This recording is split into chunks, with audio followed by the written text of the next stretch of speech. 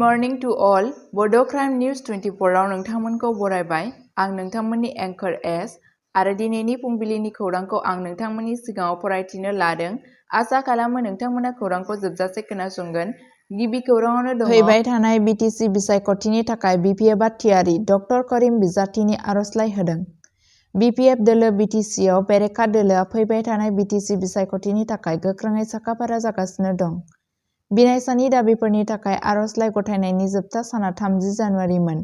बे गोनांथार सानाव बिपिएफनि आफादारि नेहाथारि डक्टर रिजाउल करिमआ मावख'आरि महरै पकिराग्राम बिटिसि काउन्सिल बियाबनिफ्राय बिजाथिनि थाखाय गावनि नमिनेशन गथायदोंमोन। गावनि मददगिरिफोरजों लोगोसे बिथाङा बिसायख'थियाव गावनि मासिखौ रैखा खालामनायाव फोथायथि फोरमायनानै गोनां फोरमानलाइफोर गथायदोंमोन। मुं थिसननाय हाबाफारिया क'क्राझारनि जेडि र'डआव थानाय मिरु बिपिएफ मावख'आव जादोंमोन, जेराव डक्टर करिमआ पार्टीनि बिसायख'थि नायबिजिरनाय आफादनो गासैबो गोनां लेखा बिलाइफोरखौ गथायदोंमोन। बिथांनि आर'जलाइखौ नेमखान्थि बादियै नाजावनाय जादोंमोन, जाय फैबाय थानाय बिसायख'थियाव सासे बिजाथि महरै बिथांनि दाबिखौ गोख्रों खालामदोंमोन।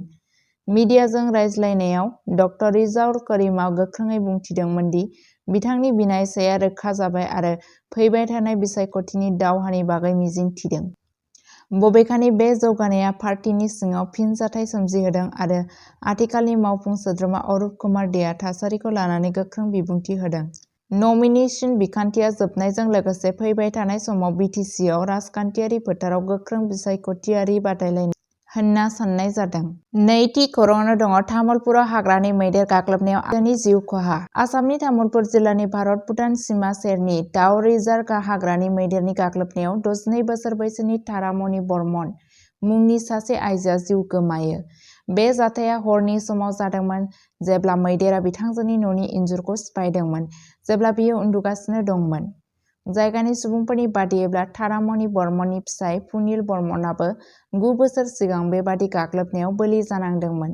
बे दुखुनांथाव जाथायनि सायाव तामुलपुर हाग्रा बिफाननि मावख'गिरिफोरा जाथाय जानाय जायगायाव सौफैबाय। बे गाग्लोबनाया तामुलपुरनि हरिश्रिनहा गामियाव गुबुन मोनसे जाथायनि साननैसो उनावनो जादोंमोन, जेराव मासे हाग्रानि मैदेरा गंसे न'खौ खहा खालामदोंमोन, जेराव सासे आइजोआ गाज्रियै जोखोम जादोंमोन। बिथांजोआ आथिखालाव गंसे देहा फाहामसालियाव फाहामथाय लागासिनो दं।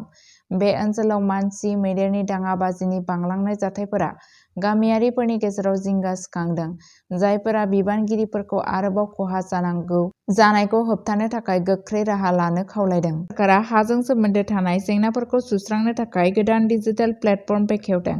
आसाम सोरखारा हा नांलायनाय सुस्रांनायखौ मोजाङै खालामनो थाखाय खाजोना बिजिरसालि केस मेनेजमेन्ट स्टेटमेन्ट सिस्टेम (आरसिसिएमएस) जागायदों। बे डिजिटेल प्लेटफर्मआ सुबुंखौ सोरखारि मावख'गिरिफोराव देहायारि दावबायनायनि गोनांथिखौ फोजोबनानै हाजों सोमोन्दो गोनां आर'ज गाबनायखौ अनलाइन दाखिल खालामनो गनायथि होयो। आरसिसिएमएसआ रोखाथि बांहोगोन, गोबाव खालामनायखौ बाङाइ खालामगोन आरो खाजोना बिजिरसालिफोराव केस सामलायनायखौ साबसिन खालामगोन होनना मिजिंथिनाय जादों। बे समावनो सावस्रि मन्थ्रि अशोक सिंघालआ सोरखारि देहा फाहामसालिफोराव मुलिनि आंखालखौ सुफुंनो थाखाय 15 फेब्रुआरिनिफ्राय मोनसे वाट्सएप हेल्पलाइन फोसावो। श्रीभूमि सिभिल देहा फाहामसालियाव बिथांनि दावबायनायनिफ्राय मिथिनो मोनो दि बेरामिफोरा बेसेन नाङै मुलि राहाफोर थासेयावबो गावारि फार्मासिनिफ्राय मुलि बायो। हेल्पलाइननि थांखिया थि मुलि राननायखौ रोखा खालामनाय आरो जागायनाय जेंनाफोरखौ गोख्रोङै सुस्रांनाय। 5 थि खौराङावनो दङ। आसाम टेट काम रिक्रुटमेन्ट टेस्ट 2024 अएमआर फिननाय बिलाइ डाउनल'ड पर्टेलआ 3 फेब्रुआरिनिफ्राय लाइभ जागोन, जाय बिनायसाफोरा गेजेरारि सोलोंथाइ बिथोनगिरिनि सिङाव ग्रेजुवेट फोरोंगिरि आरो पस्ट ग्रेजुवेट फोरोंगिरिनि मासिनि थाखाय टेट काम थिसनथाइ आनजाद 2024 नि थाखाय नुजाथिदोंमोन, थाबैनो गावसोरनि अएमआर फिननाय बिलाइफोरखौ अनलाइन मोननो हागोन।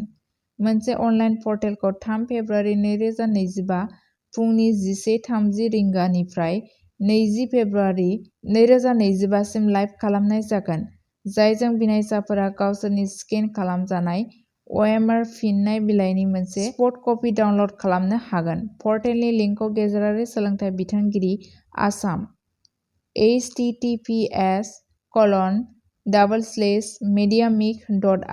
https://mediamic.assam.gov.in नि मावख'आरि वेबसाइटआव मोननो हागोन होनना खौरांआव फोरमायनायखौ मिथिनो मोननाय जादों। बे हाबाफारिनि थांखिया बिनायसाफोरखौ आनजादाव गावसोरनि दिन्थिफुंनायखौ नायबिजिरनो थाखाय रोखाथि आरो सौहैनो हानाय गोहो होनाय। बड' क्राइम निउज 24 खौ नायनायनि थाखाय साबायखर। सानफ्रोमबो बड'लेण्ड आरो बिनि बायजोनि खौरां आरो आपडेटनि थाखाय बड' क्राइम निउज 24 चेनेलखौ अन्नानै नोंथांमोना साबस्क्राइब खालामनानै ला आरो लोगोफोरनोबो शेयार खालामनानै हो। गोजोन्थों।